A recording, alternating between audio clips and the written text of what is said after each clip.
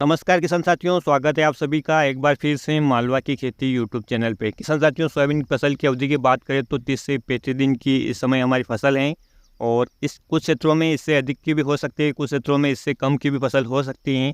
और ये जो स्टेज होती है फ्लावरिंग स्टेज होती है, यानी इस समय हमारी फसल में फूल निकलते हैं। क्योंकि ये फसल में फूल निकलने का शुरुआती चरण है किसान साथियों, तो इस समय हमारी फसल में विभिन्न प्रकार के कीटों का भी अटैक देखा जाता है, जिसमें रस चूसने वाले कीट और पत्तियों और फूलों को खाने वाले कीट भी शामिल होते हैं। या यूँ कहें तो इस समय गडल बीटल और विभिन्न प्रकार की इल्लियों का अटैक देखा जाता है। साथ ही हमें रस चूसने वाले कीटों में मच्छर, सफ़ेद मक्खी और अन्य रस चूसक कीटों का अटैक हम अपनी फसल में देखते हैं। और इस समय हमारी फसल बहुत ही सेंसिटिव अवस्था में है। यदि इस समय हमने प्रभावी रूप से कीटों का नियंत्रण नहीं किया तो आगे चलकर हमारी फसल में काफ़ी नुकसान हो सकता है। बहुत सारे किसान भाइयों ने पहला स्प्रे कर लिया होगा, और जिन किसान भाइयों ने पहला स्प्रे अभी तक अपनी सोयाबीन की फसल में नहीं किया है वो इस स्टेज पे आकर अपनी फसल में पहला स्प्रे ज़रूर करें। किसान साथियों, फूल की अवस्था में हमें बहुत ही सावधानी से कीटनाशक का चुनाव करना चाहिए, अन्यथा हमारी फसल में फ़ायदे की बजाय नुकसान भी हो सकता है, या उसके फूल झड़ सकते हैं, या विभिन्न प्रकार की समस्याएं आ सकती हैं। किसान साथियों, आज के वीडियो में हम यही जानने वाले हैं कि फूल की अवस्था में हम जो सबसे ज़्यादा प्रचलित कीटनाशक हैं अली का, उसका स्प्रे करें या ना करें, या यह हमारी फसल में कैसे फ़ायदा पहुंचा सकता है और किन किन कीटों पर यह अच्छा नियंत्रण देता है, इसका डोज क्या लेना है, प्रति एकड़ इसका खर्चा क्या रहेगा। टोटल जानकारी इस वीडियो के माध्यम से कवर कर रहे हैं, तो पूरी जानकारी के लिए आप वीडियो को आखिर तक जरूर देखिएगा। किसान साथियों, सबसे पहले बात कहूँगा मैं कि यह जो अली का इंसेक्टिसाइड है, इसमें जो टेक्निकल हैं थायोमेथोक्सम और लेमड़ासाइहेलोथ्रिन, इनको भारतीय सोयाबीन अनुसंधान केंद्र भी अपनी सोयाबीन की फसल में कीटों से निजात दिलाने के लिए रिकमेंडेड करता है। या यूँ कहें कि यह जो कीटनाशक हैं या यह जो टेक्निकल हैं भारतीय सोयाबीन अनुसंधान केंद्र द्वारा सोयाबीन की फसल में अनुशंसित हैं, और आप अपनी सोयाबीन की फसल में किसी भी चरण में इस कीटनाशक का स्प्रे कर सकते हैं। तो इस बात से क्लियर हो जाता है कि ये हमारी सोयाबीन रिसर्च सेंटर पे रिसर्च किया गया टेक्निकल है, और इसका प्रयोग हम अपनी सोयाबीन की फसल में करेंगे तो हमें विभिन्न प्रकार के कीटों से निजात मिलेगा। किसान साथियों, अब बात करते हैं इस कीटनाशक में दो टेक्निकल हैं, पहला है थायोमेथोक्सम, दूसरा है लेमड़ासाइहेलोथ्रिन। सबसे बड़ी बात किसान साथियों, ये आपकी फसल में दो प्रकार से कार्य करता है, यानी यह सिस्टमेटिक तरीके से और कॉन्टैक्ट तरीके से कीटों को नियंत्रित करता है। और ये विभिन्न प्रकार के कीटों, जिसमें किसान साथियों आपकी फसल की रस चूसने वाले कीट, फूलों को खाने वाले कीट, पत्तियों को चबाने वाले कीट और फलियों को खाने वाले कीटों को यह आसानी से नियंत्रित करता है। किसान साथियों, जैसे कि सोयाबीन की फसल में वाइट फ्लाई, गडल बीटल, जो सेमिल्यूपर इल्ली या विभिन्न प्रकार की जो इल्लियाँ होती हैं वो हमारी फसल को काफ़ी नुकसान पहुंचाती हैं। सबसे पहले जो इसका सिस्टमेटिक टेक्निकल है किसान साथियों, थायोमेथोक्सम, वो जब आपकी फसल के अंदर चला जाता है तब कीट कहीं से भी आपकी फसल का रस चूसे या इसकी पत्तियों को खाए तो यह कीटनाशक उसके शरीर में चला जाता है।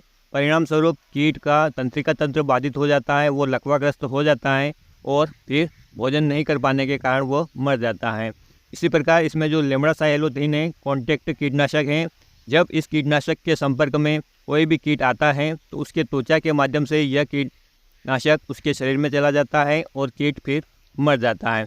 साथ ही किसान साथियों, इस कीटनाशक में ट्रांसलेमिनार एक्टिविटी है, या यूँ कहें कि जब आप कीटनाशक का स्प्रे करते हैं तो जब पत्तियों की ऊपरी सतह पर यह कीटनाशक गिरता है तो यह कीटनाशक छन कर पत्ती की निचली सतह तक चला जाता है, जिसके कारण यदि पत्तियों के नीचे कोई भी रस चूसक कीट उस पत्ती का रस चूस रहा है या कोई चबाने वाला कीट उस पत्ती को चबाकर खा रहा है तो उसके शरीर में यह कीटनाशक चला जाता है, जिसके परिणाम स्वरूप कीट की मृत्यु हो जाती है।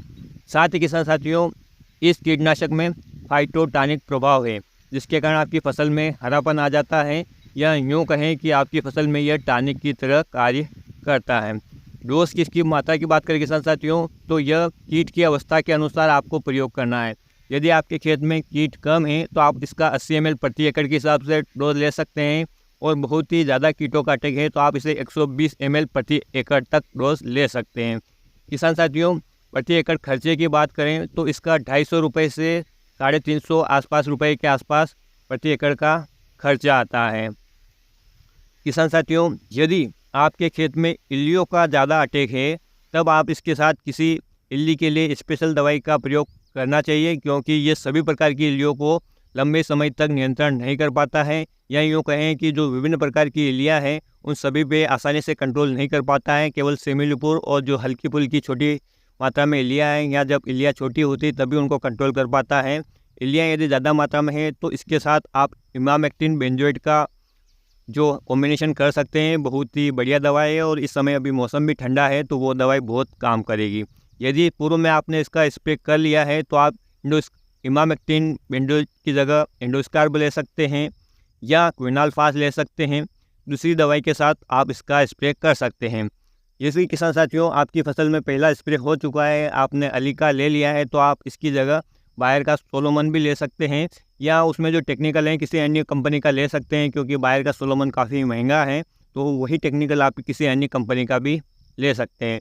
तो निष्कर्ष रूप में यही निकल के आता है किसान साथियों कि फूल की अवस्था में कीट नियंत्रण बहुत ही ज़रूरी है, और इस अवस्था में फसल में विभिन्न प्रकार का कीटों का अटैक होता है, और इन सभी कीटों के नियंत्रण के लिए आप अलीका के साथ किसी इल्लीनाशक जो बहुत ही बढ़िया रिजल्ट दे, इमामेक्टिन बेंजोएट, उसका प्रयोग करें या एंडोस्कार्ब का प्रयोग करें। तो निश्चित रूप की आपकी फसल में जो ये कीट हैं अभी सभी समाप्त हो जाएंगे, तो आपकी फसल में पत्तियों को और फूलों को जब कोई नुकसान नहीं होगा तो आपकी फसल की उपज बढ़ेगी ही बढ़ेगी।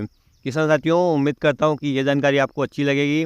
अच्छी लगी है तो प्लीज़ वीडियो को लाइक कीजिए, चैनल को सब्सक्राइब कीजिए, और अन्य किसान भाइयों के हित में इस वीडियो को शेयर जरूर कीजिए।